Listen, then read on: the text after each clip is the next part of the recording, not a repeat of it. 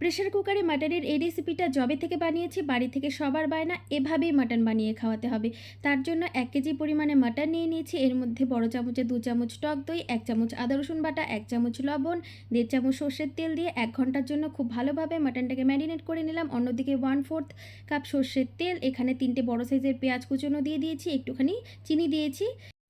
পেঁয়াজটা যখন লাল লাল করে ভাজা হয়ে গেল মাটনটা দিয়ে দিলাম। এবার দেখো ১ চামচ জিরে গুঁড়ো, ১ চামচ ধনে গুঁড়ো, লাল লঙ্কার গুঁড়ো, কাশ্মীরি লঙ্কার গুঁড়ো, হলুদ দিয়ে ভালো করে একটা পেস্ট বানিয়ে নিলাম মশলা। ২ চামচ পরিমাণ আদা রসুন বাটা দিয়ে দিলাম, বানানো পেস্টটা দিয়ে দিলাম। এবার কিছুক্ষণ ধরে খুব ভালো করে কষে নেব যতক্ষণ এক্সট্রা জলটা শুকিয়ে না যায়। জলটা শুকিয়ে গেলে একটা গোটা রসুন, কয়েক টুকরো আলু, একটা টমেটো আর স্বাদ মতো লবণ দিয়ে যতক্ষণ না তেলটা ছেড়ে আসছে ততক্ষণ মাংসটাকে কষিয়ে নিয়েছি। এবার এই তো প্রেসার কুকারে ৫টা সিটি লাগিয়ে নিয়ে নিলাম, উপর থেকে গরম মশলা ছড়িয়ে দিলাম।